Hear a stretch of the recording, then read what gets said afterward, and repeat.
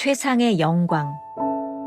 예수께서 나를 보내어 너로 다시 보게 하시고. 사도행전 9장 17절.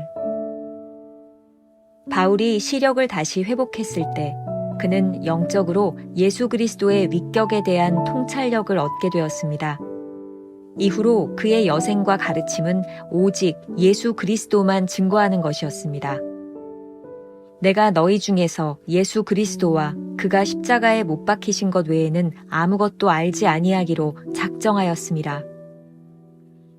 오직 주 예수 그리스도의 얼굴 외에 그 어떤 것도 바울의 마음과 영혼을 휘어잡을 수 없었습니다. 우리는 예수 그리스도를 보았을 때 계시된 주님의 그 모습에 이를 수 있도록 삶 가운데 흠없는 성품을 유지하는 법을 배워야 합니다. 영적인 사람이 항상 지니고 있는 특징은 주 예수 그리스도를 잘 깨달은 후에 다른 사람에게도 하나님의 목적이신 그리스도를 알려주려고 한다는 점입니다. 따라서 그 인생의 단 한 가지 집중된 열정은 예수 그리스도입니다. 당신이 어떤 사람에게서 이러한 특징을 보았다면 당신은 그 사람이 하나님의 마음에 합한 사람이라고 느낄 것입니다. 예수 그리스도만 바라보려는 당신의 통찰력을 왜곡시키려는 그 어떤 것도 결코 허락하지 마십시오. 바로 이 점이 당신이 영적인가 아닌가를 시험하는 기준입니다. 영적이지 않은 모습은 우리가 다른 무언가의 매력을 느끼기 시작하는 것입니다. 내 눈이 주를 뵌 이후로 다른 모든 것을 보지 않게 되었다네. 십자가에 달리신 주를 뵐 때 나의 영혼을 사로잡으시네. 주님은 나의 최고봉 새벽 묵상, 오늘은 5월 6일입니다. 최상의 영광이라고 하는 제목으로 말씀을 나누어 보도록 하겠습니다. 오늘은 이러한 질문 하나를 가지고 말씀을 보겠습니다. 당신에게 최상의 영광은 무엇입니까? 오늘 본문 말씀은 사도 바울이 다메섹 도상에서 회심하는 이야기이죠. 부활하신 주님의 영광을 대하고 눈이 멀었던 사도 바울이 다시 눈을 떠서 보게 됩니다.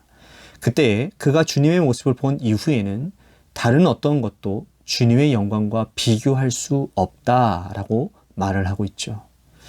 고린도서 2장 2절 말씀, 내가 너희 중에서 예수 그리스도와 그가 십자가에 못 박히신 것 외에는 아무것도 알지 아니하기로 작정하였습니다.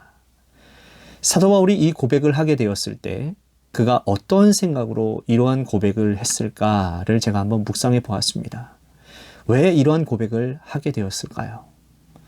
가만히 생각해 보면 진정으로 주님을 만난 사람들의 고백이 다 그랬던 것 같습니다. 가장 귀한 가치를 발견한 사람들이 덜 중요한 가치에 눈길을 주지 않는 것은 당연한 일입니다. 제가 몇 번 언급한 일이 있죠. 짐 엘리엇이 했던 말 기억나시나요? 영원한 것을 얻기 위해 영원하지 않는 것을 버리는 자는 절대로 어리석은 자가 아니다.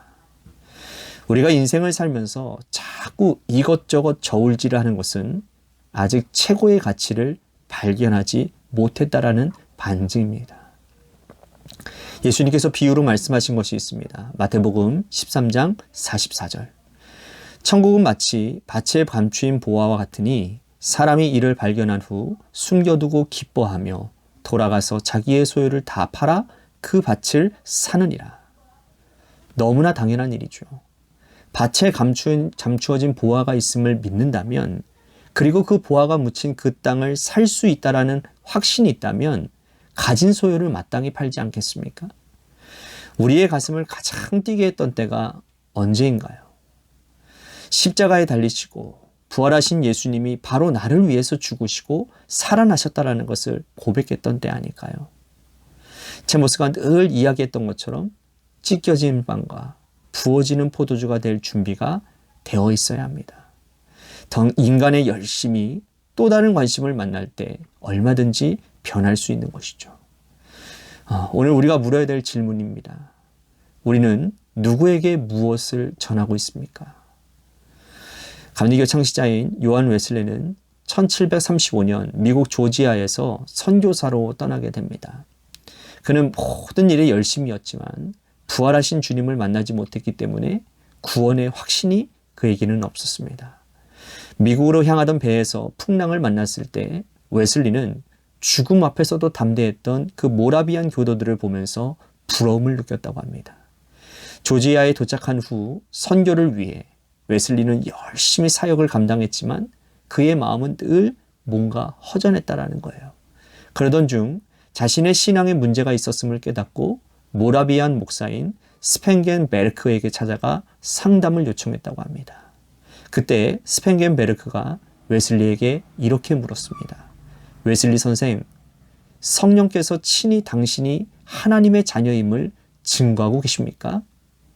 그러나 이 질문에 대해서 웨슬리는 자신 있게 대답하지 못했습니다. 그러자 다시 이렇게 물었습니다. 당신은 예수 그리스도를 알고 있습니까? 이 질문은 웨슬리가 수어도 없이 많이 들었던 질문이었기에 그는 이렇게 대답을 하죠. 네, 그는 세상의 구주이십니다. 그러나 그는 아직도 주님은 나의 구주이십니다 라고 고백을 하지 못했습니다. 요한 웨슬리가 진정한 전도자가 된 것은 주님을 나의 구주로 고백을 하고 난 이후입니다. 찬란한 영광을 본 후의 일인 것이죠. 오늘 우리도 우리의 고백을 좀 점검해 봐야 되지 않을까요? 챔버스는 이렇게 말을 하고 있습니다. 영적인 사람이 항상 지니고 있는 특징은 주 예수 그리스도를 잘 깨달은 뒤에 다른 사람에게도 하나님의 목적이신 그리스도를 알려주려고 한다는 점입니다. 따라서 그 인생에 단 한 가지 집중된 열정은 예수 그리스도입니다. 우리가 이러한 사람을 보았다면 그 사람이야말로 최고의 영광이신 주님을 보고 난 후 주님의 매력에 푹 빠져있는 사람일 것입니다. 만일 우리가 최고의 영광이신 주님을 고백하고 있다면 다른 것에 우리의 시선을 빼앗기지 않도록 해야 할 것입니다. 우리가 영적일 때는 주님의 매력에 온전히 빠졌지만 다른 것에 한눈을 팔고 있는 자신을 볼 때에는 영적으로 얼마나 잘못되어졌는지를 깨닫게 될 것입니다. 주님을 바라보는 것은 의지적 결단입니다. 믿음의 사람들은 하나같이 주님만 바라보며 살았던 사람들입니다. 히브리서 12장 2절에 아주 유명한 말씀이 있죠. 믿음의 주요 또 온전케 하시는 이인 예수를 바라보자. 그는 그 앞에 있는 기쁨을 위하여 십자가를 참으사 부끄러움을 개의치 아니하시더니 하나님 보좌 우편에 앉으셨느니라. 2009년 9월 29일에 소천하신 김중곤 목사님이 계십니다. 김 목사님은 1958년 한국대학교 선교회, 여러분들 많이 들어보셨을 겁니다. CCC를 설립하시고 평생 복음을 전하시던 분이었습니다. 김중곤 목사님께서 늘 하시는 말씀이 있었는데 많이 기억나실 겁니다. 백문일답이라는 거. 100가지 질문에 오로지 예수 그리스도로 답했던 거 기억나시나요? 여기서 제가 100가지를 다 나열할 수는 없지만 예수 그리스도로 대답하는 이 부분들이 굉장히 마음에 와닿습니다. 제가 100가지 중에 몇 가지만 여러분들에게 읽어드리려고 합니다. 첫 번째, 오늘 우리 머리 위에 하늘을 활짝 열고 계시는 분은 누구이십니까? 예수 그리스도. 두 번째, 우리를 보고 가장 기뻐하시는 분은 누구이십니까? 예수 그리스도. 세 번째, 우리보다 더 높이 뛰시고 더 신나하시는 분은 누구이십니까? 예수 그리스도. 네 번째, 우리에게 발벗고 달려오시는 분은 누구이십니까? 예수 그리스도. 다섯 번째, 우리도 질세라 마주보며 뛰쳐나가 안겨야 할 분은 누구십니까? 예수 그리스도.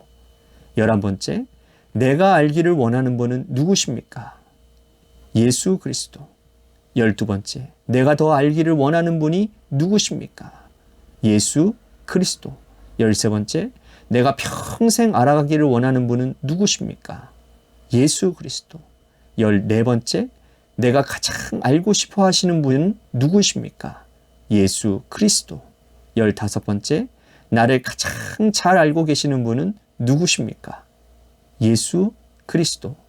100번째, 지금도 여전히 살아계셔서 이곳 가운데 가장 가장 큰 영광을 받으시고 세세토록 무궁하며 끝이 없는 찬란한 영광 가운데 온 나라와 백성이 그의 오심을 기다리며 그의 다스리심을 갈망하며 그가 오셔서 성전의 마지막 돌을 쌓으실 때 비로소 완성되게 하시는 우리의 왕이요 온 땅의 왕이신 바로 그분은 누구십니까?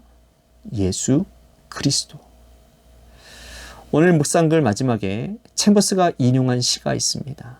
1871년 메리 디 제임스가 쓴 모든 것을 예수님께 라고 하는 제목의 찬양시입니다. 오늘 우리도 그런 고백을 하면 좋을 것 같습니다. 내 눈이 주를 뵌 이후로 다른 모든 것을 보지 않게 되었다네. 십자가에 달리신 주를 뵐 때에 나의 영혼을 사로잡으시네. 오늘 우리가 기억해야 될 한 줄 노트입니다. 우리는 최고의 영적 상태에서 최상이신 주님의 영광을 묵상합니다. 오늘 하루 이러한 질문을 품고 살아가 보면 어떨까요? 주님 때문에 놓을 수 있는 것, 주님 때문에 포기할 수 있는 것은 무엇일까? 기도하겠습니다. 사도 바울이 주님을 만난 후 다른 것에 신경 쓰지 않고 살았던 이유는 최고의 주님을 믿음으로 고백했기 때문입니다.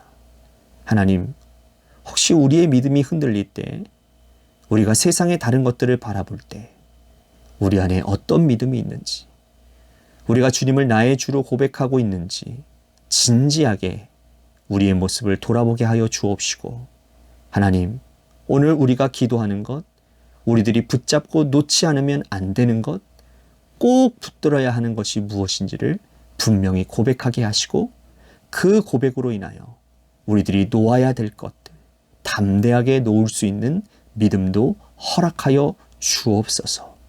예수님의 이름으로 기도했습니다. 아멘.